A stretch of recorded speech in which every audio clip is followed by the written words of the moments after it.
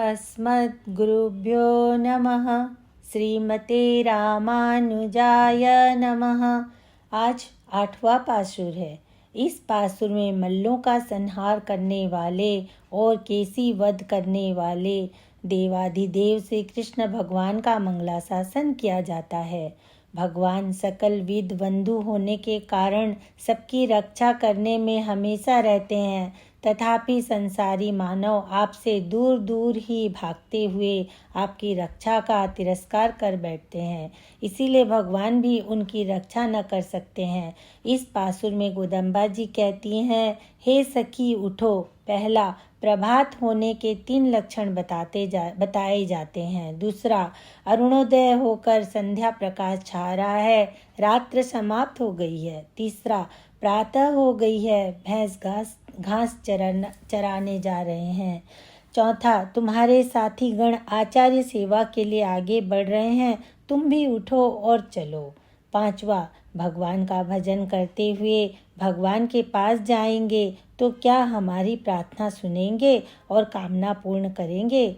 यहाँ पर रात्रि समाप्त होकर संध्या प्रकाश हो गई। इसका अर्थ है आचार्य कृपा द्वारा रज और तम गुण नष्ट हो गए और सत्व गुण का उदय होते ही दिव्य ज्ञान का प्रकाश होता है। दिव्य ज्ञान का प्रकाश होते ही जीव भगवत सन्मुख होता है। अतः काम परायण से विमुख होकर भगवत कैंकर्य परायण होता है। सुबह होते ही भैंस घास चराने जा रहे हैं। भैंस तमोगुण का प्रतीक है। यहाँ पर सत्वगुण प्रकाश होते ही तमोगुण क्षुद्र विषयांतर में प्रवीण मामूली संसारी जनों के पास चला जाता है।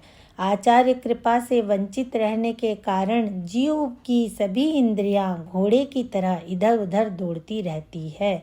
आचार्य कृपा सुबह होते ही शिष्य की इंद्रियां अमार्ग में नहीं जाती हैं, भगवत सन्मुख हो जाती हैं। आचार्य न केवल अपने इंद्रियों को किंतु अपने चेलों के इंद्रियों को भी ऐसे अमार्ग में जाने से रोकते हैं, अर्थात इंद्रियों को जीतते हैं। आचार्य सेवा के लिए बढ़ रहे हैं, तुम भी चलो। अपने परम आप्त शिष्य के अभाव में आचार्य जन दूसरों पर भी कृपा नहीं करेंगे। इसीलिए हे सखी तुम चलो, जिससे आचार्य हम लोगों पर भी कृपा करेंगे। अपने आचार्य का विशेष कृपा पात्र बनना चाहिए। आचार्य अभिमान के साथ कहना चाहिए कि यह मेरा शिष्य है, मेरा परम आप्त है।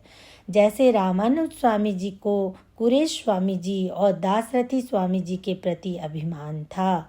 भगवान का यह स्वभाव है कि आप स्वयं भक्तों के पास पधार कर उनके सुख दुखों को पूछकर बड़े आदर से उनके दुख को दूर करते हैं। कदाचित किसी कारण आपको ऐसा करने का अवकाश न मिले और भक्त ही स्वयं अपना दुख सुनाते हुए और रक्षा मांगते हुए आपकी सन्निधि में आवें, तो आप इससे बहुत दुखी और लज्जित हो जाते हैं और हाँ क्या हुआ कहते हुए शीघ्रता से उनका काम कर देते हैं। जय श्रीमन नारायण।